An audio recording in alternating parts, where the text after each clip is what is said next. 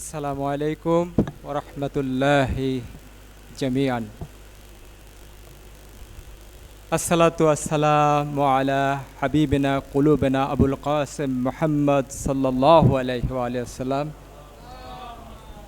সাইয়্যিদুল মুরসালিন ওয়া রাহমাতাল লিল আলামিন ওয়া লা'নাতুল্লাহি আলা আ'দাইহিম ইলা ইয়াউমিল কিয়াম।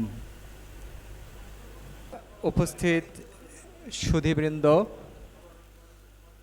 আজকে আমার জন্য একটা আনন্দের দিন যে আমরা বাংলাদেশে কখনো এরকম গ্রাম পাইনি বা এরকম জনপদ পাইনি। ভালো লাগছে যে এক সময় আমাদের দেবহাটা, সাতক্ষীরা এবং এই অঞ্চলের লোকজন মিলে আজাদী পালন করত। তো বিষয়টি হলো, আমি যে বিষয়টা উপস্থাপন করব এগুলো আমাদের সম্মানিত আলেমগণের কাছ থেকে আপনারা শুনেছেন, কিন্তু আমি এর অন্যভাবে যে বিষয়টাকে উপস্থাপন করার চেষ্টা করব এবং একটু সাজিয়ে নিয়ে কথা বলার চেষ্টা করব। প্রথমত, অনুষ্ঠানের আয়োজক তাথির ওয়েলফেয়ার সোসাইটিকে আমি ধন্যবাদ জানাই এরকম একটা বরকতপূর্ণ এবং কল্যাণময় অনুষ্ঠানে আমাকে আহ্বান করার জন্য। আমি সারা জীবন মনে রাখবো বিষয়টি এবং আল্লাহর কাছে তৌফিক চাইব যেমন এই ধরনের অনুষ্ঠানে আমি আরও উত্তরোত্তর অংশগ্রহণ করতে পারি। আজাদারির সৌন্দর্য খুঁজতে হলে আমাদেরকে বুঝতে হবে যে ইমাম হোসাইন আলাইহিস সালামের মিশনের উদ্দেশ্য কী ছিল। আজাদারি মানে শোকানুষ্ঠান। এর ভিত্তি কি? এর দুটা ভিত্তি আছে, একটা হলো আবেগ অনুভূতি, আরেকটা হলো এর যৌক্তিক উপস্থাপনা। কারণ আহলে বাইতের অনুসারী হিসাবে, ইমাম হোসেন আলাইহিস সালামের অনুসারী হিসাবে আমাদের জন্য দুটি পথ খোলা আছে। আমরা আমাদের আলেমগণ ফার্সি ভাষায় বলে থাকেন যে ইয় রহে হোসাইনি আস্ত, ইয় রহে জাইনাবি, আগার না সময় ইয়াজিদি। হয় তোমাকে হোসাইনি পথ অনুসরণ করতে হবে এবং হোসাইনের আদর্শ অনুসরণ করে নিজের জীবন উৎসর্গ করার প্রয়োজন হলে তাই করতে হবে। আর যদি না পারো তাহলে অন্তত ইমাম হোসেন আলাইহিস সালামের যে বার্তা, সেই বার্তাটা মানুষের কাছে পৌঁছে দাও। ইমাম হোসেন আলাইহিস সালাম যে বলেছিলেন হালমিন নাসিরিন ইয়ানসুরুনি, যে এমন কেউ কি আছো যারা আমাকে সাহায্য করবে? আজও সেই আহ্বান আছে, সেটার প্রতিধ্বনি আমাদের কানে পৌঁছতে হবে।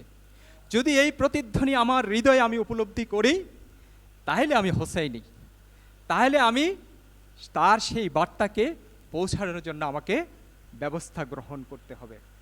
যদি কারবালায় সেদিন জয়নাব সালামুল্লাহ আলাইহা না থাকতেন, তাহলে কারবালার ঘটনায় ইমাম হোসেন আলাইহিস সালামের দাফনের সাথে সাথে সেখানেই শেষ হয়ে যেত।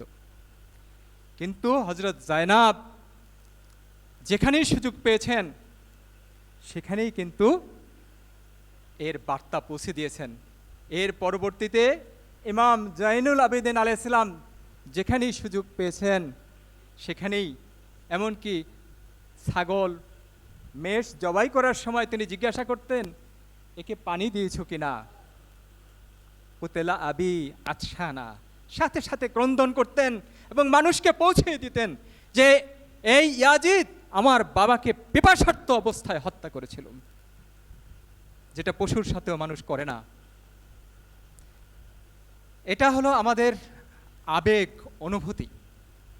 কিন্তু একটা কথা বলবো ভাই, আমি আবেগ অনুভূতির যদি যুক্তির শৃঙ্খল আবেগ অনুভূতির গলায় না থাকে তাহলে বিপদগামিতা আসন্ন, তাহলে বিভিন্ন কুসংস্কার আমাদের মধ্যে ঢুকবে, আমরা টেরও পাবো না। আবেগের নামে আমরা সেগুলো করব, আর এর ফল ভোগ করবে যারা আমাদের বিরোধী, যারা হোসাইনি আদর্শের সৌন্দর্যকে ঢেকে রাখতে চায়, তাদের পক্ষে যাবে।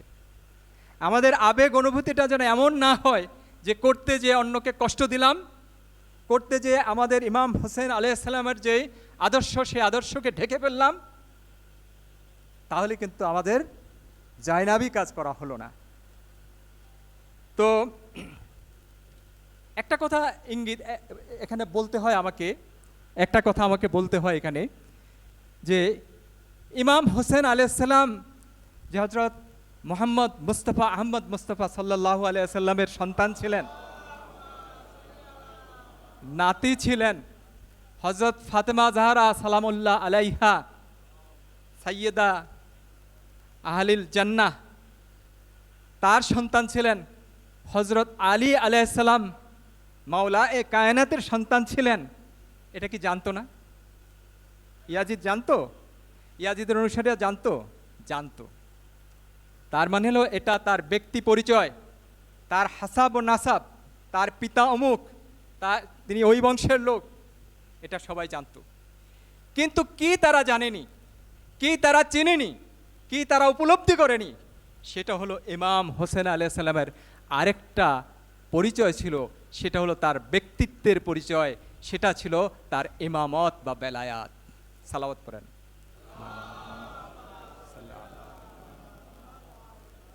যদি ইমাম হোসেন আলাইহিস সালামের বেলায়েতকে তারা চিনত, তাহলে এই কারবালার এই ঘটনা হতো না। যদি সেদিন আলী আলাইহিস সালামের বেলায়েতকে তারা অনুধাবন করত, কর্তৃত্বকে অনুধাবন করত, আজকে মুসলিম বিশ্বের বহুধা পরিণতি হতো না। কারবালার ঘটনা কি একদিনে ঘটেছে? একদিনে ঘটেনি, কিন্তু অতি দ্রুত ঘটেছে। তার মানে হলো কি, বিচ্যুতিটা অতি দ্রুত আসে। সেটা আবেগের উপর ভিত্তি করে স্বেচ্ছাচারিতামূলক সিদ্ধান্তের মাধ্যমেই আসে। যখন গাদিরের ঘটনা ঘটেছিল, তখন সবাই কিন্তু ধন্যবাদ বাক্যেন, অভিনন্দন জানিয়েছিল, ইমাম আলী আলাইহিস সালামকে বায়াত করেছিল ইমাম আলী আলাইহিস সালামের কাছে।